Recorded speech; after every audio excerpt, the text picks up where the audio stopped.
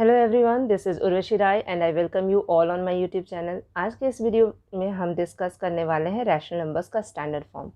Last कुछ videos में हमने रैशनल नंबर्स, साथ ही रैशनल नंबर्स क्या होते हैं, उनका फॉर्म, इक्विवेलेंट रैशनल नंबर्स, ये सारे कॉन्सेप्ट्स ऑलरेडी डिस्कस किए हुए हैं। तो अगर आपको उन वीडियोज़ को देखना हो ताकि आपको ये वाला क्लास आसानी से समझ में आए, तो आप क्लास 7th मैथ्स प्लेलिस्ट पे जाके देख सकते हो, जो कि मेरे चैनल में ऑलरेडी अपलोडेड है। तो चलिए स्टार्ट करते हैं आज की क्लास। तो आज के इस क्लास में हमें पढ़ना है कि रैशनल नंबर्स का स्टैंडर्ड फॉर्म क्या होता है। हमने इन जनरल पढ़ा हुआ है कि रैशनल नंबर्स का फॉर्म होता है P/Q, ठीक है, जहाँ पे P और Q दोनों ही इंटीजर्स होते हैं और साथ ही साथ एक कंडीशन गिवन होती है कि Q कभी भी ज़ीरो नहीं होता है। ठीक, हमने पॉजिटिव रैशनल नंबर डिस्कस किया था, जैसे कि 2/5 हो गया, ये एक पॉजिटिव रैशनल नंबर है। अगर दोनों ही न्यूमरेटर डिनोमिनेटर दोनों में ही नेगेटिव साइन है तो ये आपस में कैंसिल आउट हो जाते हैं और ये भी एक पॉजिटिव रैशनल नंबर ही होता है। बट अगर किसी एक में नेगेटिव का साइन हो, जैसे -2/5 या फिर 2/-5, तो ये दोनों ही क्या है, नेगेटिव रैशनल नंबर है। क्लियर है? तो आज के इस क्लास में हमें पढ़ना है कि हमने इतने सारे फॉर्म तो पढ़े हुए हैं, ठीक। तो अब हम स्टैंडर्ड फॉर्म किसको बोलेंगे, ठीक है। तो स्टैंडर्ड फॉर्म तो हमने ऑलरेडी पढ़ा हुआ है कि कोई भी रैशनल नंबर अपने रिड्यूस्ड फॉर्म में होता है, उसी को कहते हैं स्टैंडर्ड फॉर्म। उसके साथ ही एक कंडीशन ये होती है कि अगर नेगेटिव साइन लगा है रैशनल नंबर में, तो स्टैंडर्ड फॉर्म को लिखते वक्त हम डिनोमिनेटर में जो नेगेटिव साइन होता है उसको नहीं लगाते हैं, ठीक है। जैसे यहाँ की 2/-5, ये एक रैशनल नंबर तो है लेकिन ये स्टैंडर्ड फॉर्म में नहीं है, लेकिन ये -2/5 एक स्टैंडर्ड फॉर्म में है, यानी कि अगर नेगेटिव साइन है ना तो उसको हम न्यूमरेटर के आगे लगाते हैं, ठीक। अब देखते हैं वर्कशीट 3 के फर्स्ट क्वेश्चन को, जहाँ पे हमें कुछ रैशनल नंबर्स गिवन है और हमें इन्हें स्टैंडर्ड फॉर्म में लिखना है। तो स्टार्ट करते हैं फर्स्ट क्वेश्चन से, दैट इज़ 33/77। अब यहाँ पे 33 और 77 दोनों ही 11 के टेबल से कट रहे हैं, यानी कि अगर इन दोनों नंबर्स को मैं 11 से डिवाइड कर दूँ या 11 के टेबल से कट कर दूँ तो हमें रिजल्ट मिलेगा 3/7। आप इसे डायरेक्टली भी कर सकते हैं या फिर जो नंबर है 11 जिससे कट कर रहे हैं इसे डिवाइड करके भी दिखा सकते हैं। दोनों ही केस में हमारा जो रिजल्ट होगा 3/7, ठीक है। तो ये एक स्टैंडर्ड फॉर्म है, यानी रिड्यूस्ड फॉर्म है रैशनल नंबर का। सेकेंड क्वेश्चन को देखें, यहाँ पे 64/-20 है। यहाँ पे दो चीज़ें हैं। पहली बात तो ये कि जो ये नेगेटिव साइन लगा है ये नीचे लगा है, यानी 20 में, तो हमारा जो भी फाइनल आंसर आएगा स्टैंडर्ड फॉर्म वाला, उसमें नेगेटिव साइन हमें न्यूमरेटर में लगाना होगा। और यहाँ पे दोनों ही नंबर्स जो है वो एक इवन नंबर है, तो दोनों ही नंबर्स कट रहे हैं। ये दोनों 2 के भी टेबल से कट रहे हैं और 4 के भी टेबल से कट कर रहे हैं। हम किसी भी नंबर से इसको डिवाइड कर सकते हैं। अगर हम इसे 4 से डिवाइड करेंगे तो यहाँ पर 4 से डिवाइड करने पे ये हो जाएगा 16 और इस नंबर को 4 से डिवाइड करने पे रिजल्ट आएगा 5, ठीक। और नेगेटिव साइन हम कहाँ लगाएंगे, न्यूमरेटर में, क्योंकि स्टैंडर्ड फॉर्म यही होता है रैशनल नंबर का, ठीक।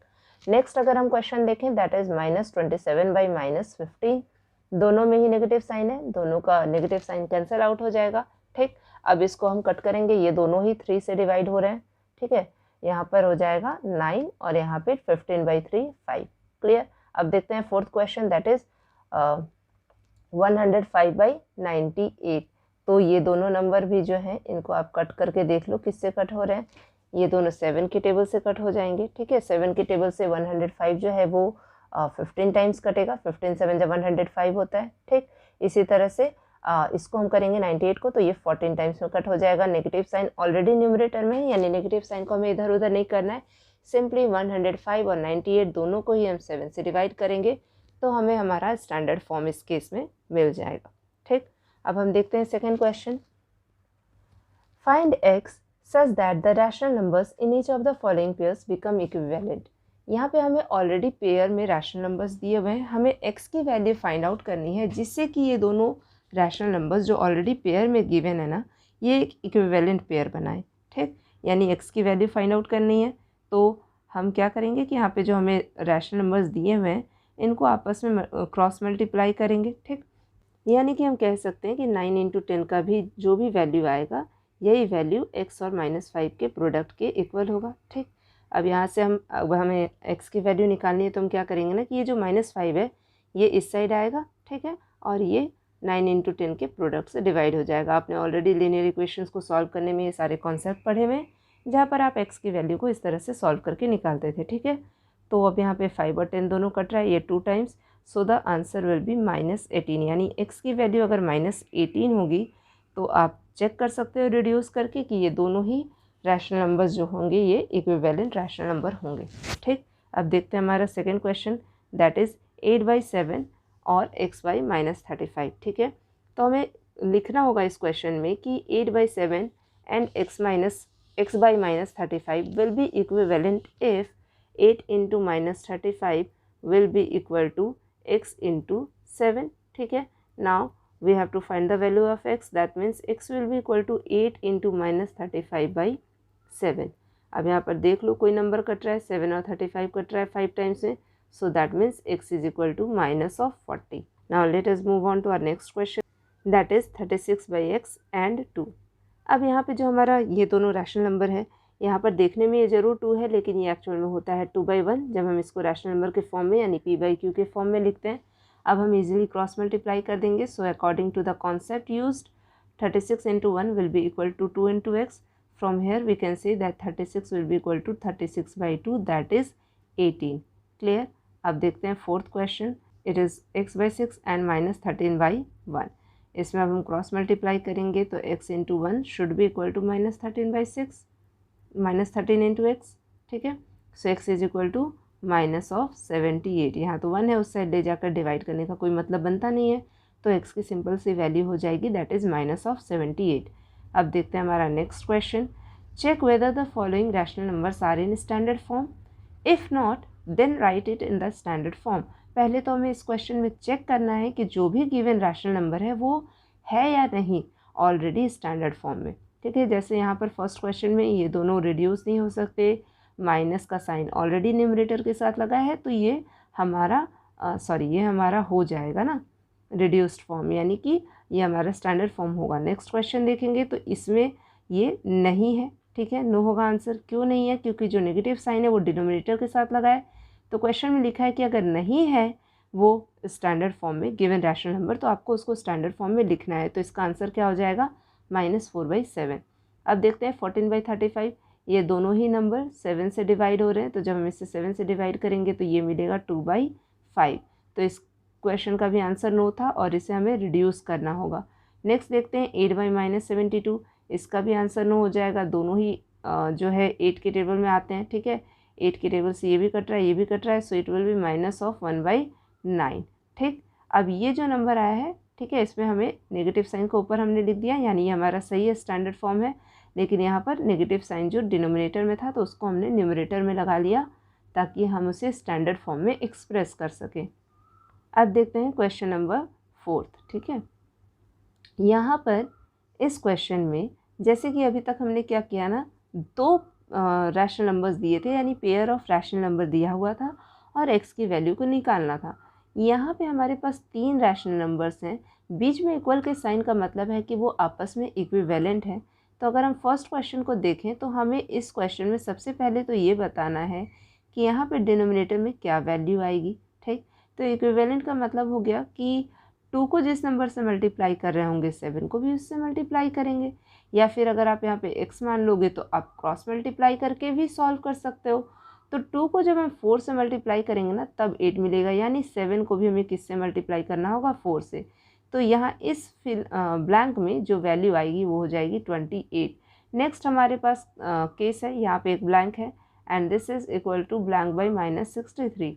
ठीक, तो अब आपके पास ये वाली वैल्यू भी निकल गई है और फर्स्ट वाली भी वैल्यू, आप किसी को भी यूज़ करके क्रॉस मल्टीप्लाई मेथड से इस वैल्यू को निकाल सकते हो। ठीक, लेकिन अगर हम 2/7 के हेल्प से निकालेंगे ना तो हमारे लिए आंसर आसान हो जाएगा। ठीक है, तो यहाँ पे 7 को अगर हम 63 में कन्वर्ट करेंगे तो हमें -9 से मल्टीप्लाई करना होगा। ठीक, तो हम यहाँ पर भी -9 से मल्टीप्लाई करेंगे तो ये कितना हो जाएगा? -18/63। यानी जो भी नंबर्स इक्विवेलेंट है, ऑलरेडी मैंने बताया हुआ है कि इक्विवेलेंट रैशनल नंबर्स मतलब एक रैशनल नंबर को दूसरे इक्विवेलेंट रैशनल नंबर में कन्वर्ट करने के लिए न्यूमरेटर डिनोमिनेटर दोनों को सेम नंबर से मल्टीप्लाई करते हैं। तो यहाँ पर हमें बस उस नंबर को सोचना है, उसके अकॉर्डिंग न्यूमरेटर या डिनोमिनेटर में से कोई एक वैल्यू दी हुई होगी, दूसरा हमें खुद से फाइंड आउट करना है। अब देखते हैं सेकेंड क्वेश्चन, दैट इज़ 36 यहाँ पे हमें वैल्यू नहीं पता। ठीक, ये ब्लैंक है and this is equal to -4/9। तो सबसे पहले अगर इसको सॉल्व करें तो 4 से 36 पे जाने के लिए क्या करना होगा, 9 से मल्टीप्लाई करना होगा। अब यहाँ पे है -4, मल्टीप्लाई करेंगे किसी ऐसे नंबर से कि रिजल्ट आ जाए +36, है ना। ऑलरेडी क्वेश्चन में +36 दिया है, यानी 4 को -9 से मल्टीप्लाई करना होगा। तो नीचे भी हम किससे मल्टीप्लाई करेंगे, -9 से, तो हमारे यहाँ पे आंसर आएगा -81। आगे दिया है -84 बाई ब्लैंक। अब यहाँ पर भी सोच लो, 4 से 84 जाने के लिए यहाँ भी नेगेटिव है, यहाँ भी नेगेटिव है, यानी पॉजिटिव नंबर से मल्टीप्लाई करेंगे। किससे मल्टीप्लाई करना होगा, 21 से, तब हमें मिलेगा 84, यानी कि हम 9 को भी 21 से ही मल्टीप्लाई करेंगे। तो यहाँ पर हमें वैल्यू मिल जाएगी 189। अब देखते हैं हमारा third question, 105 by blank, this is equal to blank by -99 and this is equal to -5 by -11। पहले तो इस साइन को कैंसिल आउट कर लो ताकि किसी भी तरह का कन्फ्यूज़न ना हो।